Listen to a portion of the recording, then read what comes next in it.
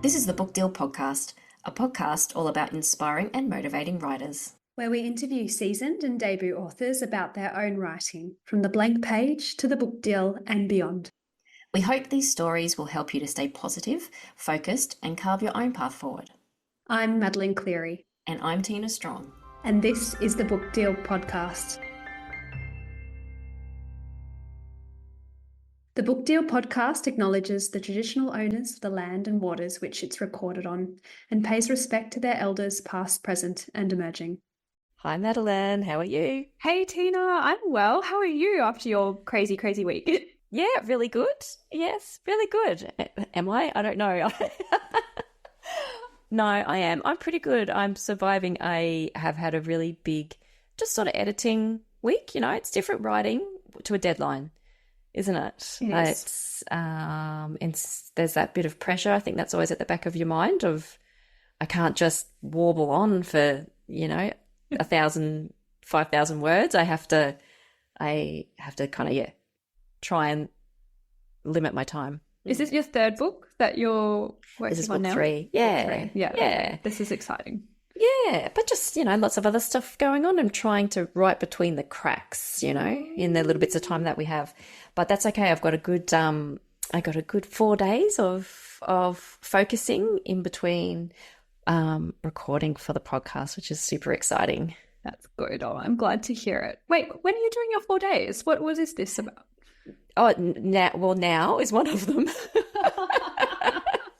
So now is one of my days. But then, I've got the weekend and I've got Monday, and that's my 4 days in a row of focus time in between everything else that I have to do, but that's okay.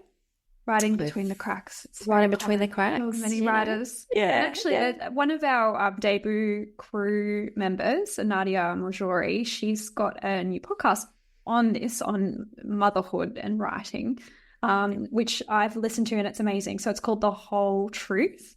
If you're interested in how writers balance writing and motherhood, which is something, Tina, you know all about, use a podcast plug. Yeah, it's a great podcast as well. Yeah, it's really interesting because a lot of people are doing it, and there's benefits to it, and frustrations to it as well. But it can be done. That's right. So I've spent the week rewriting stuff that's already written. But you, Madeline, I want to ask you about this. I got a very exciting voicemail from you the other week, and it truly got my hopes up. Like, I literally was listening to this voicemail with the biggest smile on my face, because you were telling me about, starting to write something new and, but, still, kind of fleshing out the characters and not really knowing who is this and where are they going and where's this story that I'm going, not sure. And in my head, I'm like, oh my God, she is going to ask me to help her plot her next book. Oh my God, this is just so exciting. This is my dream. And then you're like, but then I just decided to write it and I solved all my problems. And I was like, gosh, no. I wanted to help plot. But so you are writing something fresh. Yes. And so after listening to you about how to plot and using all the tools and the mathematics behind writing and all those things, and then hearing other writers as well, and following Catherine Collette, who's like, everyone has to plot at some point. If your pants the first draft, you have to plot the rest. And it's like, okay, maybe I can be one of those writers that's really organized, works out exactly what I'm doing, like who the character is, all the plot holes there. I'm just going to fix them all. It's all going to be good. And I just dug myself into a massive hole, and I just could not focus on what I was trying to do. And so, I don't know if your writing impacts your mood, but when I'm in like a creative hole, I get really depressed. I get grumpy and frustrated because I want to keep going at it as well, and I can't. And I just, so when I have to go to work and stuff, And it's like this niggling thing in your brain, and every spare moment you feel like you're trying to solve this, and anything like work, other things, life, that gets in the way, you're just like, can you just leave me alone so I can figure out this puzzle? It's so it's way more important. It's a puzzle. I love that you say that, because that's how I describe it too. Yes. It feels like a puzzle. And sometimes, like my husband will walk into the room and I'll just be staring at my computer, maybe not typing, so he thinks I'm not doing anything. And he'll start talking to me. I'm like, dude, I feel like I'm in the middle of a like big mathematical equation, and you've just stepped in the middle of it. I almost had it working out. You've pulled my mind away from it. Yes, and you kind of freeze, and you sort of like turn, and you're like, please just don't walk away. I've still got the thread. Read my face. It's saying go away. Yes, I think our husbands are well versed in that facial expression. Yes, and my husband is a writer too, so he also goes into that zone, and I know when I have to try and recognize it. But yeah, so and the problem with this one as well, because I'm writing another historical fiction, and even though I said at the very start of this podcast series that I would never ever write historical fiction again, here I am. Oh, you're a sucker. You love it. I just love it. Yeah. And this is the idea that popped in onto the train in Transylvania. Very romantic. Yes. And I have to go with that. Well, my problem is like I have this process where I do so much research, and the idea came first, and then I do research. And so I've been reading like so many books, so many articles. I've been digging into trove. I've gathered so much, like pages and pages of information, and I'm trying to work out the plot, and the plot's changing as the information comes. But and so I was trying to like plot it out, and it just wasn't working. So I thought, well, how about I just try and start writing? So I sat down. In 15 minutes, I had 800 words. I had the first part of the first chapter. And in that 800 words, I solved all my plot issues.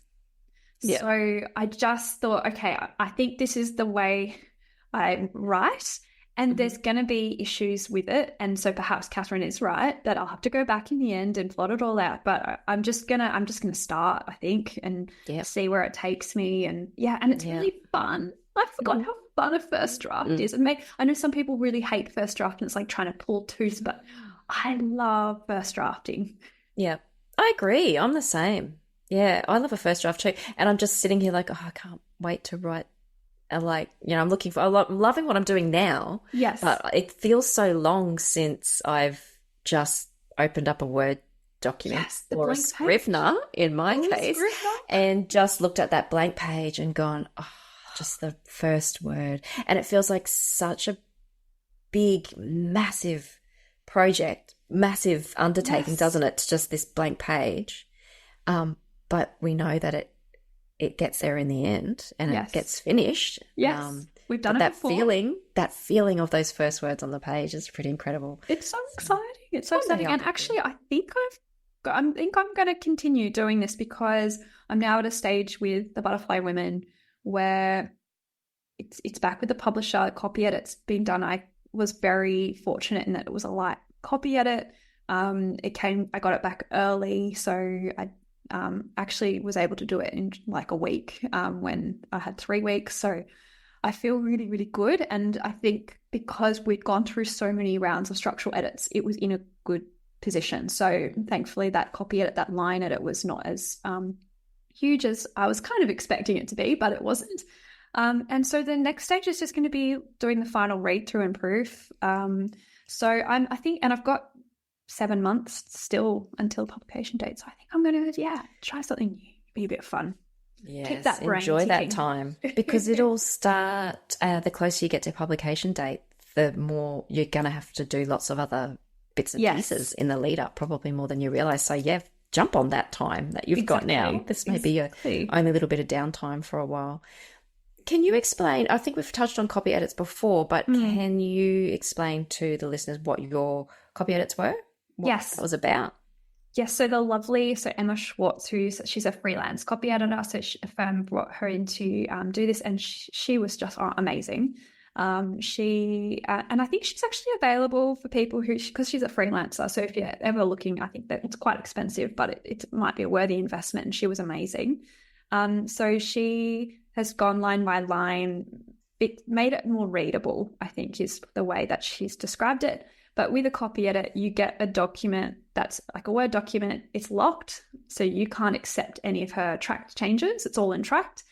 Then you can either decide to revert that and why you want to revert her change, or make your own change. So most of it was really good, and I definitely improved the readability. And she was also checking for things like consistency and flow, and whether there was like a character that shouldn't be there, or an issue with the plot.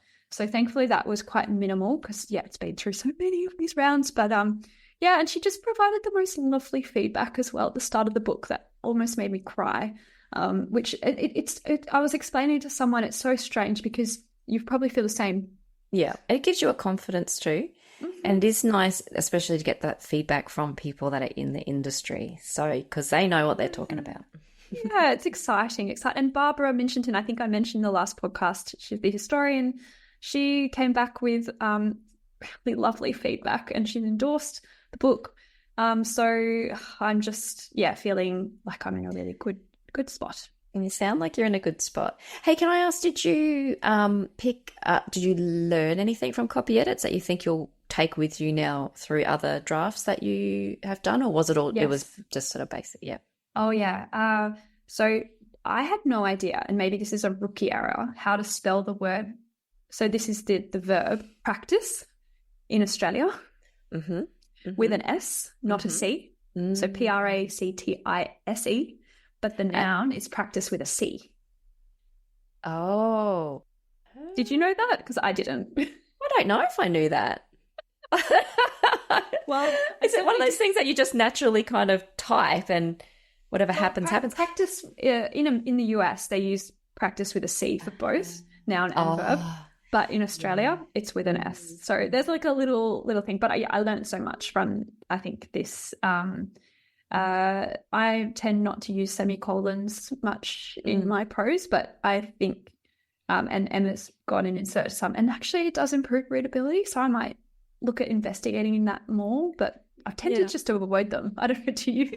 Yeah, semicolons confuse me a little bit. I'm like, do I put one in here or I don't put one in here? So I tend to avoid as well. But I agree. My last edits came through with a couple put in, and I was like, oh yeah, that probably did make it a bit better. But yeah, I'm never, they're one that I sort of am a little unsure of. Yes, at least you know when a copy editor paid professional has done it. It's correct. I'll take note. Yeah, that's right. I have another question because I definitely feel like it's all me. Yeah, it's all you. This is an interview for you. I don't write historical fiction, obviously, so I want to know what Trove is. Can you explain that to me? Trove. Other Trove is the best resource ever. I'm assuming it's a historical fiction thing, right? It's not something that I should know as an author, is it? I mean, you should use it if you're ever, but it's not for writers. Like, it's for everyone. Yeah. So it's run by the National Library of Australia. So Canberra, and it's an online site with just digitized newspaper articles from like the beginning, and you can. It has an amazing search function. You can look up newspaper articles from whatever era, anytime in Australia, and not just newspapers, but print and other sort of sources as well. And it's all free. Oh, wow. I was just going to ask you, surely there's a subscription to that. No, it's free. And they actually had cut funding. So former government had cut funding. New government came in and has renewed and reinstated the funding for Trove because it is just an incredible resource, not just for writers, for historians, for people who are just interested. So you can look up anything. So I have used this immensely in for the Butterfly Women research because I just like to read newspapers from the day and get we were just talking about vibes before. I like to get a vibe of what people are thinking and talking about from that era. Yeah, absolutely. I can imagine that is something that helps you immerse yourself in the world, doesn't it, when you're writing about it? That's awesome. I literally have just brought it up now and I'm going to search. Yeah, it's amazing. So this is how we discovered our family history. And this is what I've used for my book. And my great grandmother and her infamous women, they feature very much in Trove, but for all the wrong reasons. So that is such a great advertisement for your book, I have to say. Very. So yeah, it's great. Definitely. That's my top tip. Use Trove if you're writing historical fiction or just interested in like getting an insight into what people are talking about in newspapers of the day. Use Trove. Good advice. Good top tip. What's your top tip? My top tip is something related to something that we just spoke about a little bit in our agent interview that will be coming up in a few weeks. Yes. About using social media Mm. And not just using social media, but having an online presence. And it just happened to be very topical that I got an email through, because I'm a member of the Queensland Writers Centre, and they are just running another program this year that I did a couple of years ago. It's called Printable. It's an author branding program. And for me, it was incredible because I had just sort of just took little baby steps into the world of Instagram to build an author profile.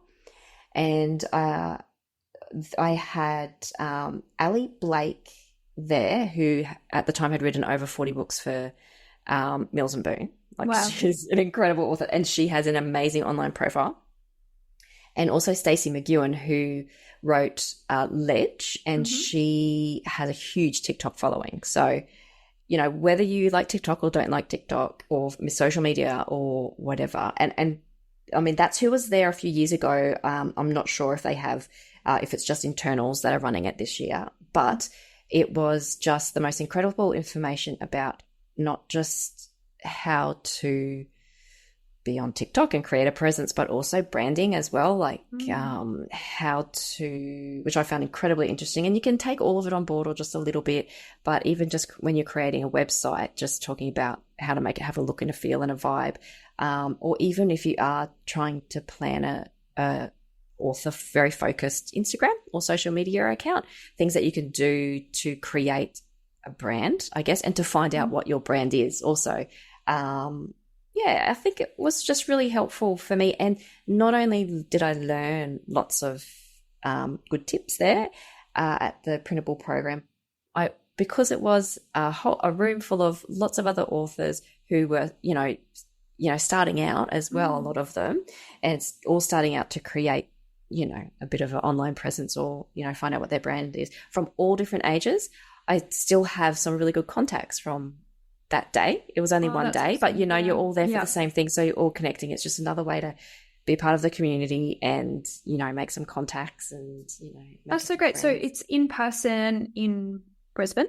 Yeah. It's at the library in Brisbane and which is where the Queensland Writers Centre offices are as well. So, so that's my top tip is to check that out from Queensland Writers Centre and if you're a Queensland writer, that's a great top tip. We can put that in our show notes, links to that. That sounds I don't think you have to be. You can do it online. So you can do it online as well. Oh, brilliant. Yes. Yep, you can do it online. So amazing. Accessible. Zoom in. Yeah. Yep, it was really awesome. That's my top tip. Anyway, I better get back to edits and you better get back to writing your new stuff. Very exciting. Thanks, Tina. Oh, thanks, Madeline. Bye. Bye. Lisa Kenway is an Australian writer and anaesthetist. And yes, I practiced how to say that last word for this interview. Her debut psychological thriller, All You Took From Me, was published in August 2024 by Transit Lounge Publishing. All You Took From Me was longlisted for the 2020 Richell Prize and was runner-up in the 2022 CYA Conference competition for adult work. Her short fiction and creative non-fiction pieces have appeared in multiple journals and anthologies. Lisa is a wonderful industry citizen, championing Australian debut writers in her fabulous newsletters and captaining the debut crew for this year. Lisa's journey to publication is one of strength and perseverance, and just like her debut novel, full of twists and turns. I hope you enjoy this. Lisa Kenway, welcome to the Book Deal podcast. Oh, thanks for having me, Madeline. It's such a thrill. Well, we're so happy to have you on. And your debut novel, All You Took From Me, which I have in my hands, was just released this past month, though this is the month of August. Have you been able to take a breath yet? I have. I'm back at work now, and I've sort of paced out my events a bit. So there's still quite a few coming up, but there's sort of, the intensity has eased a little bit. There's still a lot of activity. Yeah, for sure. How's it been transitioning back to work after all the craziness? Well, I did take about 2.5 weeks off, and I recommend that if you can swing it, because I think it's just really hard to, you've got a lot of emotions to cope with, you're busy, and even just dealing with social media feels like a full-time job. I can't imagine working as well. I don't know people do it, but I think I would have just not been switched on to work. So, but by the time I got to that sort of mid-August and back to work, I was ready for it. I only work part-time. I think I just needed to get out of my head and back into some normal routine. So, yeah, it's good. It does restrict what I can say yes to, but I think, the trade-off is worth it. Getting back to a bit of normality is good, because the book is really important and amazing and so exciting, but it's not my whole world and it's not my whole life. Oh, for sure. And I can't wait to explore more about that as well. And, such an intense time, I think. So it's nice to find that sense of normality for sure. Talking about your book, are you able, I'm sure you're very well practiced at this. Are you able to give us the pitch of All You Took From Me? Absolutely. So All You Took From Me is a psychological thriller that's set between the Blue Mountains and a fictional Sydney hospital. And it follows the story of Claire Carpenter, who's an anaesthetist who wakes from a coma after a serious car accident to discover that not only has she lost her husband, Ray, she's also lost most of her memories from the last few months. And then after being discharged from hospital, she also realizes she's got a stranger following her and she just doesn't know who this guy is or what he wants from her. And a little while later, still dealing with memory loss and still grieving her husband, she gets back to work, where on questioning patients, she starts to suspect that an anesthetic drug might help her access those missing memories. But there's no way she can be certain about that without putting her life and her job at risk.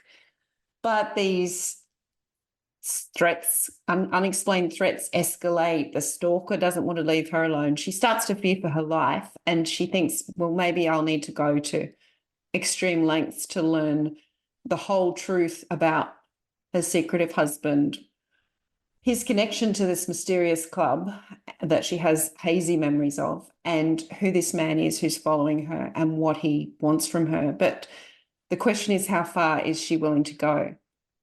Oh, Lisa, what a pitch. That's fantastic. And we were just talking before recording as well. You really did put Claire, your main character, in through the ringer. Can you tell us a little bit of inspiration? There's some personal experiences that you're bringing to this book? Oh, well, I wouldn't say they were personal experiences so much as fascinations. But I do work as an anaesthetist. And back in 2017, I was sitting in an anaesthetic conference. It was actually about research into depth of anesthesia. And my mind started wandering. I started thinking about how little we really understand about how these anesthetic drugs all come together to affect consciousness. Of course, we know how they work, how each individual drug works, but we don't really understand consciousness itself. And this research suggested that there were probably different planes of consciousness, and that a small percentage of patients might actually be able to respond to commands with a squeeze of the hand under anaesthetic and have no recollection of it afterwards. And they coined a term, well, one of the researchers coined the term connected consciousness, which I found really fascinating from the point of view of a writer. I could see all sorts of possibilities for a story, perhaps exploring reliability of memory and consciousness through the eyes of an anaesthetist. Oh, so interesting. And I think it's just, fascinating how you get those sparks of inspiration, probably in times when you don't expect it. Is this the first book idea that you had, or had you come up with some other interesting ideas before? Oh, I had a whole other manuscript that I'd written and briefly tried to get published before realizing that it probably was my learner novel that was never going to get published. So I had written a whole other novel. I'd written short fiction, flash fiction, a little bit of poetry, and then I think this was the second big idea that I had, and it took me some months of pondering it and having characters come into my head and batting them away, because I just didn't, even back then, after having written a whole other novel, I didn't feel like I had the skills yet to tackle it. I was a little bit scared by this story, which seemed to be quite complicated and suspenseful. So how do you go then from having that sort of, I don't have the skills to write this, to getting to the point where you're starting on the draft zero? A couple of things came together. I think I remember vividly being at breakfast with my husband and telling him about this idea I had for a story and essentially giving him a pitch, which was a lot less polished than the one I gave you earlier. And his eyes lit up and he said, "That sounds great. You should write that." And I thought, oh, well, maybe there is something there. Maybe it's not such a crazy idea, but I was still scared. So I decided to do NaNoWriMo. Oh, amazing. Just to kind of kickstart the manuscript that I was scared to write. And so in the lead up to that, I did a lot more planning. Could you so that I explain wouldn't. could you explain what NaNoWriMo is to anyone that doesn't? Yeah. Yeah. So NaNoWriMo stands for National Novel Writing Month. It's something that happens every November. I think it's fallen under a little bit of a cloud because there were some problems with the organisers and predatory behaviour, I think, that came out a year or two ago. So I don't want to condone it in the organisation in any way, but it's essentially a do-it-yourself sort of thing, and groups form to cheer each other on and try and write 50,000 words in the month of November, which is, I think, something like 1,667 words a day or something crazy, which is not it's not how I usually work.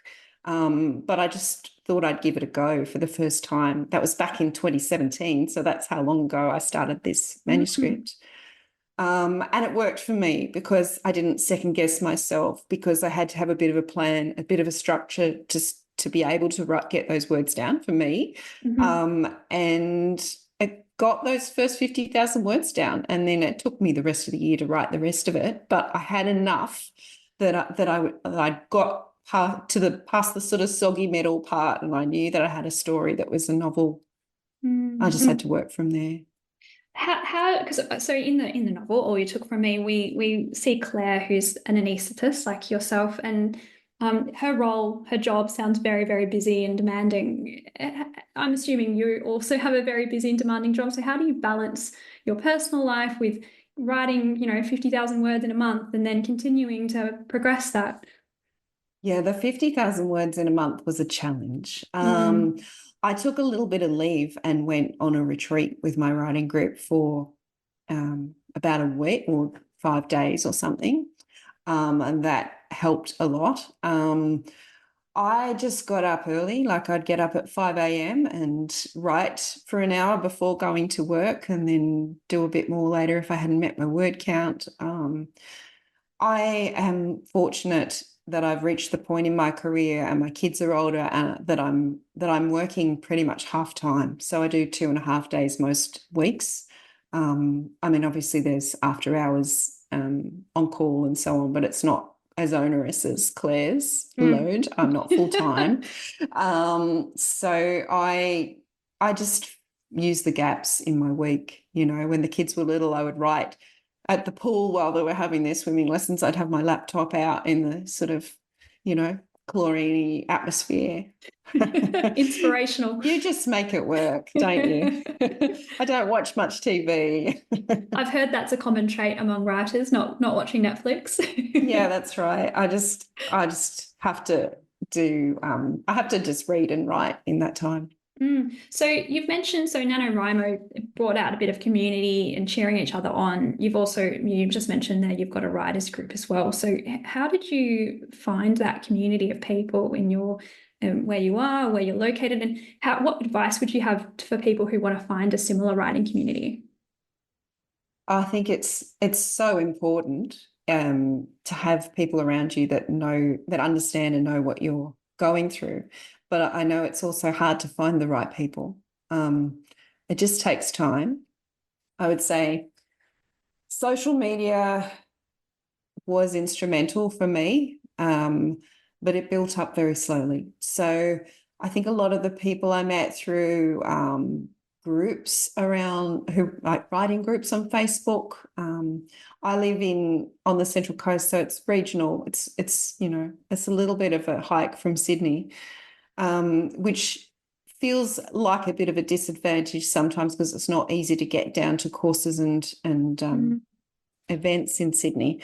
But in some ways it's an advantage because my writing group is a very tight writing group, and we found each other because we realised through social media that we recognised that beach. Hang on a minute, maybe they live near me, and we sort of reached out to each other and found each other that way. But we were like, at least 3 of us were friends on social media initially, and then the others, we just kind of knew each other through friends of friends or whatever.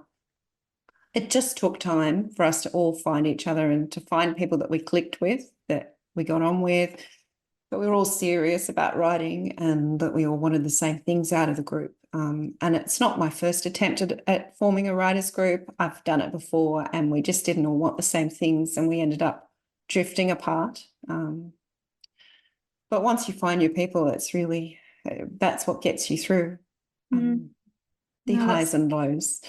But online works too. I've certainly shared manuscripts with other writers in other states that I've got on really well with, and we've only ever interacted online. But that just takes a little longer to build up that trust, I think.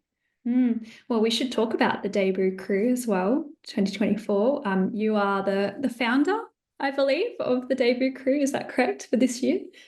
Yes, only because I looked around at what the 2023 group were doing and thought, I don't know if there is one for 2024 yet. And I was kind of volunteered into organising the 2024 group, and I'm really grateful that happened. And I just put the call out on social media, see, is anyone else interested? And turns out they were. There's actually over 80 of us in the group now. I can't believe that. 80. I know. Isn't it amazing, though, that there's 80 debuts in Australia this year? Like, that's wonderful. Well, I mean, some of them are also in your group, I think, because some of them have had their true. updates pushed back. So, but they're still in our group as well, you know. And they're welcome in both. Yeah, absolutely. We're very open-armed. We don't have very strict criteria for entry, and we take all comers who have a book coming out this year. Yeah, that's amazing.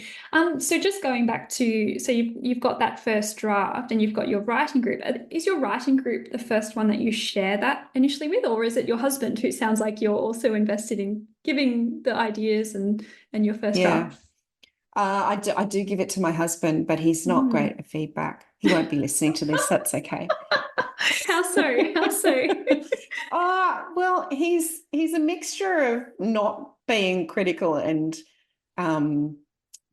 specific enough about what he likes, and also sometimes being too critical. It's the sort of feedback you want is the sort of feedback that really avid readers of your genre or other writers will give you. So yes, I do.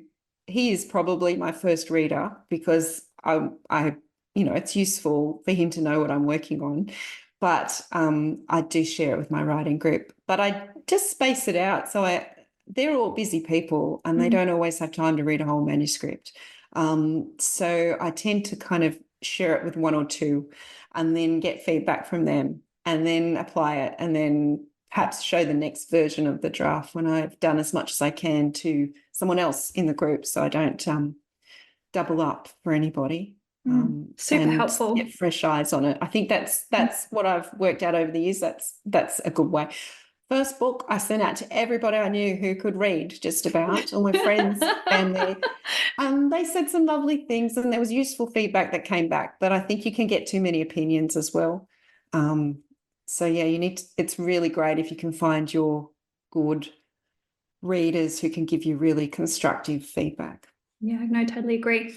So when did you know All You Took From Me? And was this the original title as well? I should ask, when you first dropped it. It's hard to remember what the original title was. I don't think it had a title when I started doing it for NaNoWriMo. It certainly didn't have one that stuck. The title came when I wrote it, when I wrote those words in the manuscript. I remember that moment. Yes. Instantly, there's the title. It's almost magical how that comes to you sometimes. I've had other ones where I've known the title straight away before I started, but if I don't know it before I start, it takes a little while for me to hit on it. I thought the publisher would want to change it. That was my title.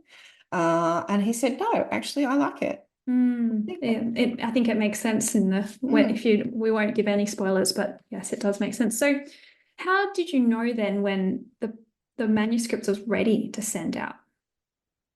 I wish I had known. I don't know if I'll ever know, really.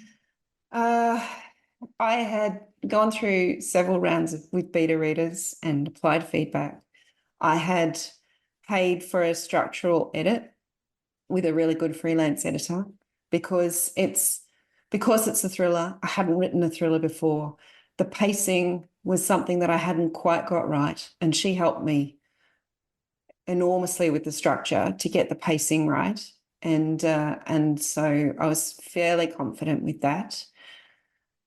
But then when I started sending it out, I was getting rejections with feedback, which was great. Personalized rejections are great, but obviously they weren't feedback that then they didn't want to see it again. So I felt like I was burning a lot of bridges and getting that feedback. I don't know how else I could have got the feedback, maybe with another paid edit or something, but I'm not sure. I felt like I'd done as much as I could. I was moving commas around. I couldn't see what else to do.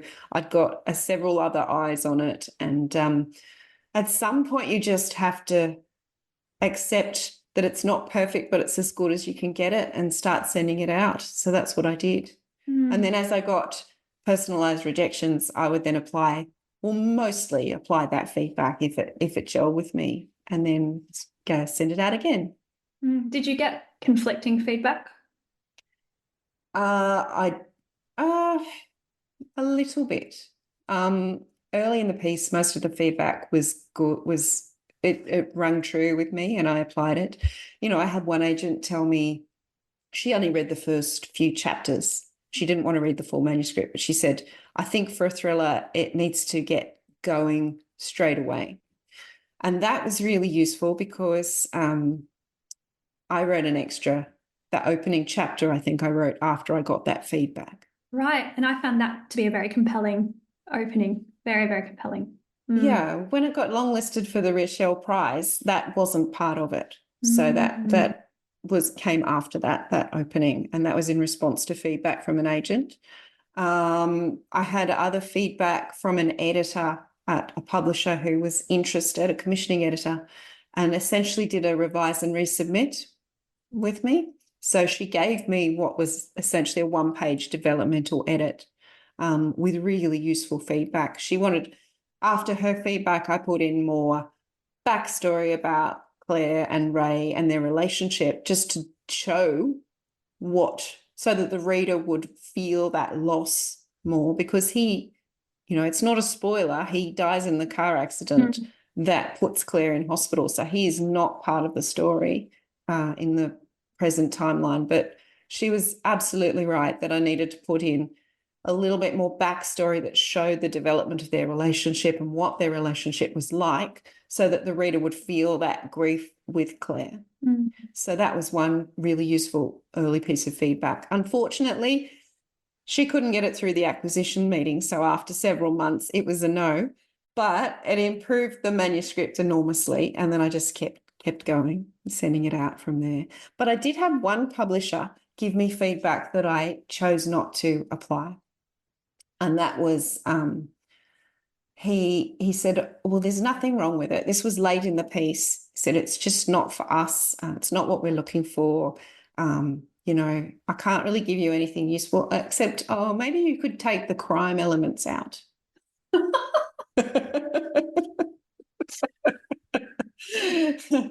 Now, I suppose I could have taken the crime elements out. Would have been a completely different book. Goodness. And how long was this going on for, where you were going back and forth with different agents and publishers? About 3 years. 3 years. Oh, goodness. Yes. So I think in part, I don't know that the manuscript was quite where it needed to be when I started sending it out. I'd done as much as I could, but it's developed a lot since then, the story. But in part, I think perhaps that time was because of the bad timing, trying to send out a novel. Yes, it was early 2020 when I was ready to start sending the book out. And the publishing industry kind of froze. COVID hit. The only books they were looking for were upmarket fiction, uplifting fiction. They certainly weren't very interested in a dark thriller set partly in hospitals. Of course. So, although nobody said that to me outright, I'm fairly certain, looking back in retrospect, that there just wasn't an appetite for this sort of story, really. How did you stay sort of, it's a really tough thing to be constantly going through this for 3 years. So how do you stay motivated when you're going through that? Well, that's where your network of other writers comes in, or did for me. I had another project on the go. I started another novel. I was doing small things like sending out more little short stories and creative nonfiction and things that gave me a sense of some accomplishment added to the CV when they got published, and I didn't feel like I was stagnating completely because I was working on other things.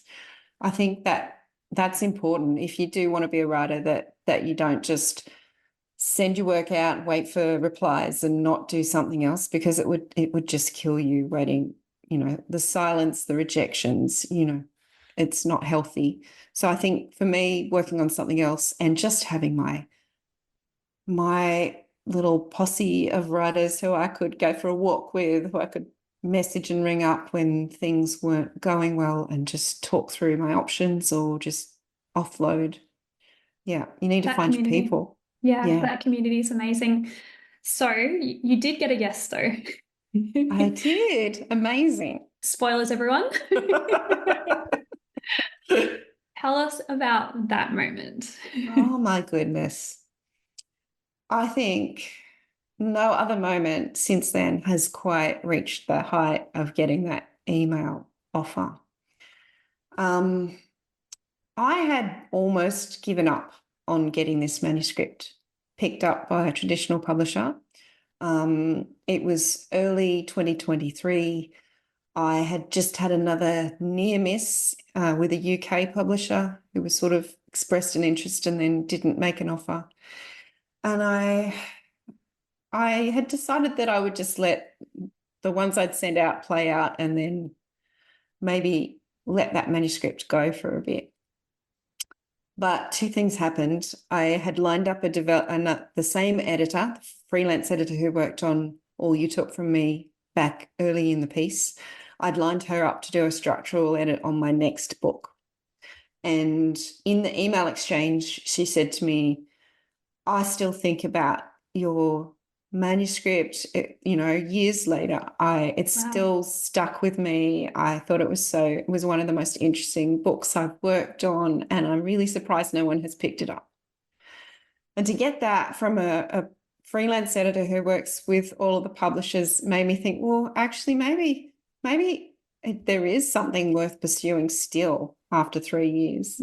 And at about the same time, or shortly thereafter, my friend Donna Cameron signed a contract with Transit Lounge.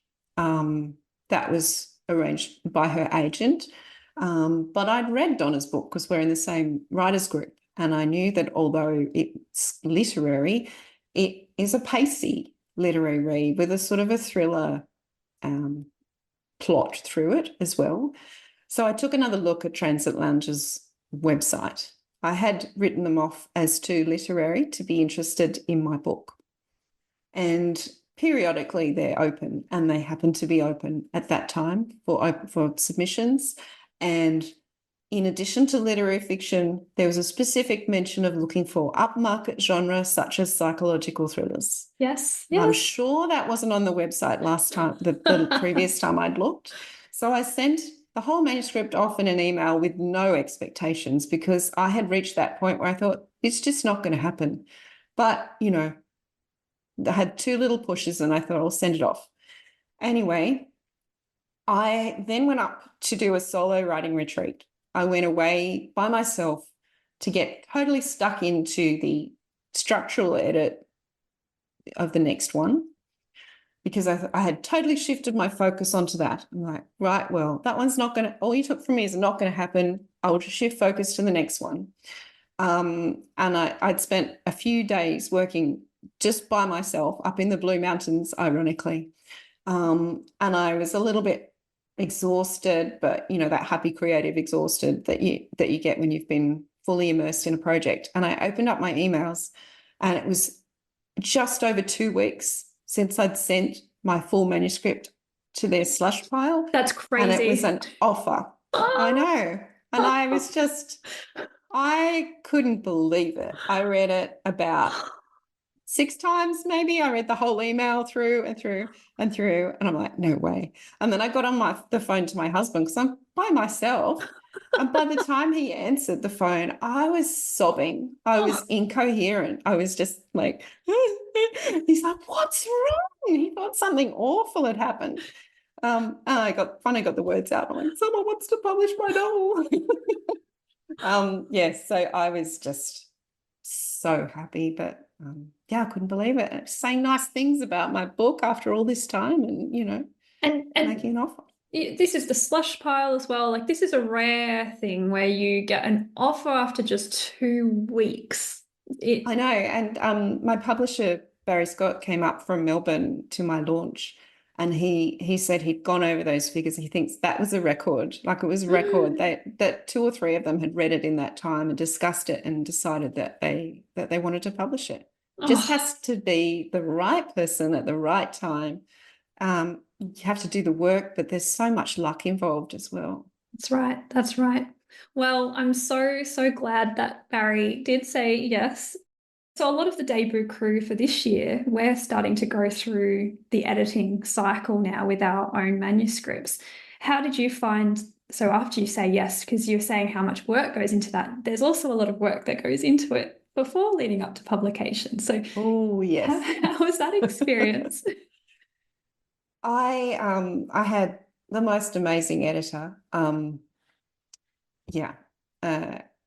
But you have to remember that I was going into another structural edit after spending 3 years essentially pitching, editing, and then a year before that of editing.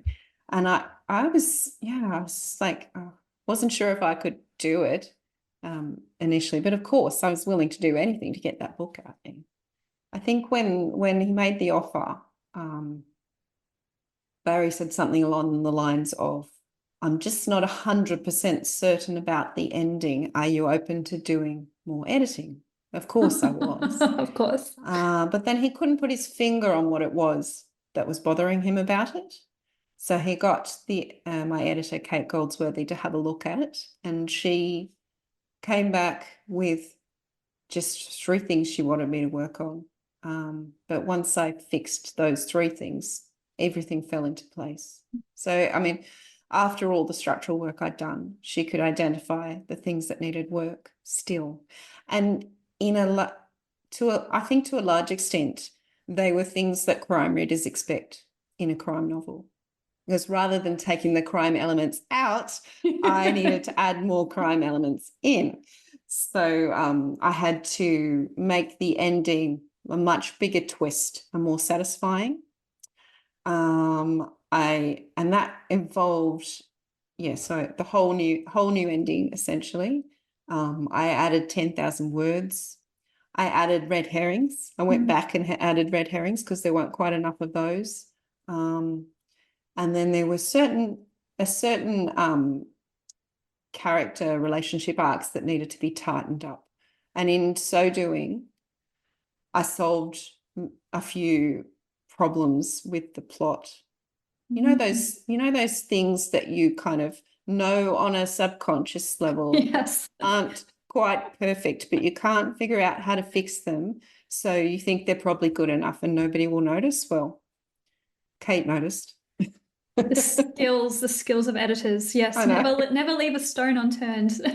Yeah, but there was a point in the structural editing where I was concerned that I'd broken the manuscript, and I wasn't sure if it was all going to come together and work. But then it's almost like magic. And then something clicked and it all fell into place, and it was so much better for the work that I'd done. But you just kind of need to trust the process. That is something I think that is so important. Tina and I were discussing this, talking about reassuring oneself. You always find a solution. It might appear that something is completely broken, but if you take a step away, go for a walk, make a cup of tea, something happens in that time. Do you agree? It's walking for me every time. I have to go for a walk if I'm stuck, and then almost every time I'll figure it out. Yeah, it's amazing. Just getting outside, walking. Nothing, I don't listen to podcasts or anything when I'm doing that. I just try and let my mind wander, and it's amazing what the subconscious can do. Oh, for sure. And are you a plotter or a pantser? I'm probably somewhere in between. I like to know. Plancer, I think they call it. Plancer. Maybe I'm a plancer. I don't know. I'm probably more on the plotting spectrum of the plancers, because I just like to plot out the main turning points, climax, and then I do plot out each scene with just a line or two on Scrivener, or index cards and then Scrivener. I still haven't got into Scrivener. Like, everyone tells me I need to use it. I don't do, I probably only use like 20% of the functionality of Scrivener, I think, but I find it really useful for being able to move scenes around and see the whole thing. But I'm not very good with words, so maybe I'm sure you can do a lot in Word if you know how to do it. But yeah, Scrivener works for me. I'd say as well, are most crime or thriller writers, are they plotters, do you think? Does it help being able to plot out those red herrings and those plot twists? Well, look, I think they're all different. Some of them don't plot anything, and they just, I don't know how they do it. But I think I do know how they do it. I think they just have to go back and do a lot of work in the editing, because a lot of those red herrings I did plant really late in the piece. And then you just have to go do the work and go through the whole thing and make sure that it all falls into place and it all makes sense. Yes, because one change can have a ripple effect throughout the story as well. It's not just but it's doable. It's not just retrofitting and inserting. You have to do the full read through, don't you? Yeah, that's right. So I guess when you did sign that contract and you went through that process in the lead up to publication, was there anything that you'd wish that you knew beforehand? There's probably so much I didn't know beforehand. I think that's the benefit of being in something like the debut crew, because although all our experiences are different and all our publishers are different sizes and all our books are different genres, and we don't know, no two of us will have had the same experience. We've all learned a lot from each other about what to expect and maybe what to not expect. So the thing that I did gain from the debut crew, we did have a few experienced authors talk to us early in the piece and give us tips about things like what the publisher won't necessarily do for you. And that includes things like pitching you for festivals and events. Certainly I'm with a small publisher, and I knew fairly early in the piece what would be done for me and what wouldn't.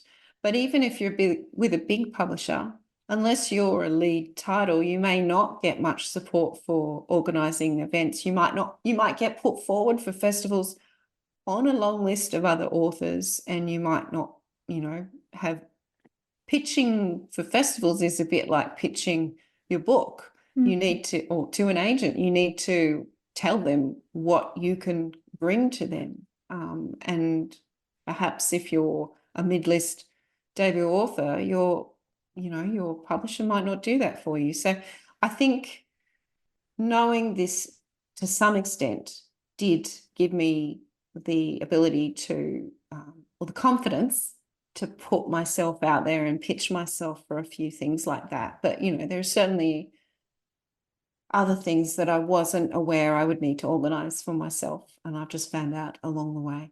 No, that's really helpful, I think. And yeah, definitely something that we're all trying to grapple with as well. We want to know how can we make our publishers' lives easier without stepping on toes, I think. And in the end, though, you have to be an advocate for your own book as well out in that industry. You do, but you know, I think don't be afraid to ask questions of your publisher as well about what their expectations are and what they're planning to do for the book, and what you can do as well. I've been actually loving, since your launch, watching all the things and activities that you've been doing. So I guess I'd love to hear a little bit about what it felt like during your launch, which was only less than a month ago. And then I've seen you in readers' festivals and writers' festivals. So tell us about some of those experiences. Oh, it's so amazing to get asked to go on stage and talk about your book in a room full of interested readers. Like, it's extraordinary. How lucky are we to get to do this? So I am not someone who was comfortable with public speaking. So I went out of my way to upskill, if you like, so that I'd be able to take advantage of those opportunities. So I joined Toastmasters about a year ago, and I've sort of intermittently been doing that. And just for confidence, it helps enormously just doing something. You can't get better at it without doing it. So I did want to lean into doing those events, and so I prepared myself for that. The launch was I had two launches. I had one launch in Sydney with Ashley Kalajian Blunt, and then I had a launch on the Central Coast with Anna Downs, who's in my writers group as well. Oh, you've got a great writers group. Honestly, they were both just pure joy. There was lots of family and friends in the audience, and if you can organise a launch, do it, because it is so much fun. Yeah. I've heard it described as it's like your wedding day, but just for yourself. Oh, yes, that's true, actually. And it is a bit of stress leading up to it, just like the wedding. I was trying to organise cupcakes with books on them, because Troy Hunter told me, oh, everyone wants the cupcakes with the book covers on them. And I left it a bit late. I was frantically on the online trying to organise book covers, driving all over town to pick up cupcakes, but it was so worth it. Amazing. So I'm just interested in terms of like getting to know all the different authors and, being behind the scenes in festivals. Do you get to be part of, like, is there any goss from the green room? Like, what are people talking about? Oh, what goes on tour stays on tour. I thought I'd try and ask. I've done a sum total of one festival so far, so I'm no expert. And I didn't even get the food in the green room looked absolutely delicious at Munchie. But by the time I finished my sessions, we were being ushered out because it was the end of the day, so I didn't get to try the brownies. Sadly. I know. But I think festivals are fantastic. If you get invited to them, it is such an honour, but it's also a lot of fun just going to breakfast with other authors and chatting to it's great for networking with other authors. I think, interestingly, the more authors I chatted to, the more I found commonalities in terms of, that struggle to get published in the first place. My story is not that uncommon, of taking years to get there. No, that's right. That's very common. Having a lot of editing after getting the yes as well is also pretty common. So it's kind of nice talking to people who you see as a little bit more successful and experienced, who have been through what you've been through as well. Yeah, absolutely. And we were just talking before we started recording that you've been receiving some wonderful reviews for your book. So can you talk about that experience as well, reading reviews of your own work? Oh, yes. Reviews are amazing when they're good. Yeah, of course. I don't know how people can be so disciplined that they don't read their reviews. Because for me, with a first time book out, I want to see people are reading it. I want to know what they're thinking. So I do read the reviews. most of them have been great. Mm. One or two have not, or have just not connected with the book, which is fair enough. It's not for everyone, right? But I'm still working on separating the book from myself and people's opinions about the book from their opinions about me. I'm working on not going on Goodreads. Good. But yeah, I think it's really hard when you don't know how your book is being received. Mhm. You don't get a lot of feedback from anyone after the book comes out. They move on, I mean, they're still interested, but publishers are busy people. They're moving on to the next books that are coming out, and they might not have reassuring the insecure debut author whose book's just come out at the top of their to-do list.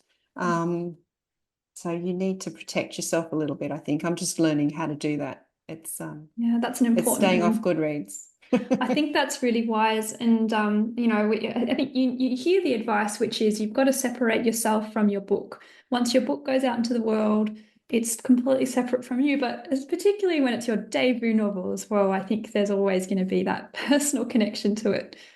So yeah, completely understand. And you can talk to me next year, Lisa, but I'm also saying to myself, I will not be reading Goodreads reviews, but I'll confirm with you next year. Oh, good on you. It's 'Cause tempting, I think, I would imagine. it's tempting, and I was like, oh, how many people have reviewed it? Oh, how Yeah. many people are reading it? But I mean, it's just not a positive thing to do. I don't think it's No, good for you. I think I agree with that. Similar vein to social media as well, trying to create boundaries with social media, I think too. And that's really difficult because when your book just comes out and people are lovely and they're sharing little beautiful flat lays of your book and little reviews on Instagram and all of that, and you want to show them that you're appreciative of that by, reposting and commenting and sharing and all of that, it gets overwhelming. Oh, Yeah, for it really sure. does. You probably constantly feel like you're on your phone as well, rather than just enjoying the moment. Yeah. Yes. Yeah, and that's not good for your mental health. So I think No. I'm trying to put some boundaries up for myself. Yeah, that's good. And I suppose moving on to your next book as well helps with dealing with the intensity of your release. So what are you, can you tell us a bit about what you're working on? Because I know you're already starting it as well. Yeah, I'm a little bit superstitious about saying too much, but there is a lot of about that book out there because it's had some successes already in unpublished manuscript competitions and things. So it's another thriller. This one's set on the coast. It's in a town under threat from coastal erosion, and that's about as much as I'm willing to say without jinxing myself. It's a teaser for everybody. It's a Oh. I mean, anything on the coast, great. That sounds wonderful. Oh, well, we're very excited to hear from you. So, before we finish up, I thought there's two questions I have remaining, which is one, I'd love to hear from you about recommendation of a debut, since we've got the debut crew in common, a debut crime or thriller title. And then you've given us, I mean, so many amazing tips, but if you have one tip for an aspiring or emerging writer. Yep. So I am deliberately not recommending any books from the debut crew because I don't want anybody to think that I am favoring anyone. So I'll go back a couple of years and recommend a book that absolutely blew me away, which was Jacqueline Bublitz's Before You Knew My Name. Mm-hmm. Yes, yeah. Which, have you read it? No, I haven't, but I've seen it, so I'll have to put it on my TBR.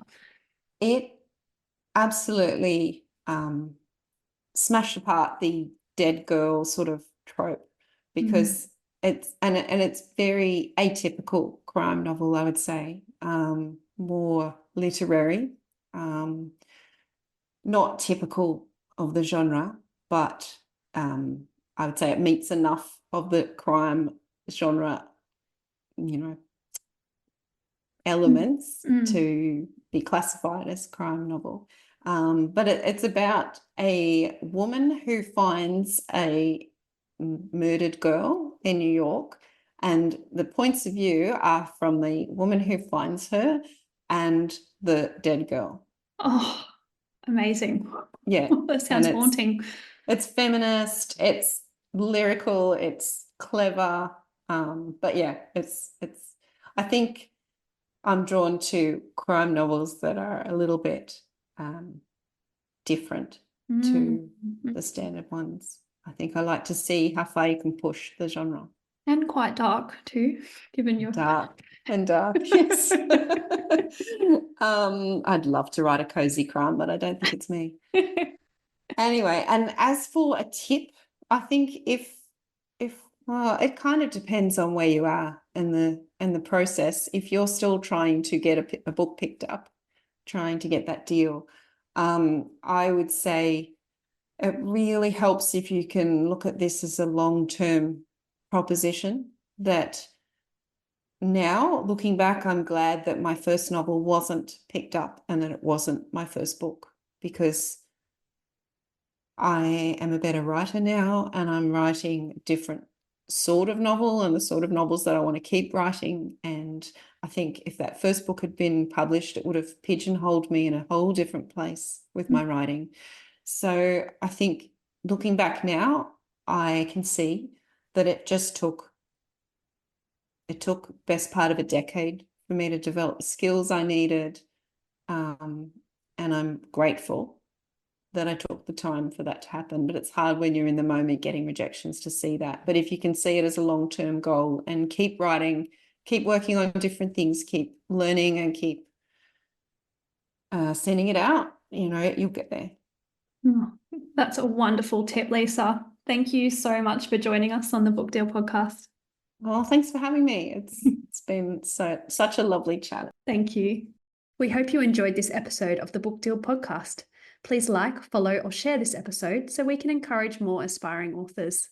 And if you have a question you'd like us to answer or ask our guests, please find us on Instagram @The Book Deal or email us at thebookdeal@outlook.com.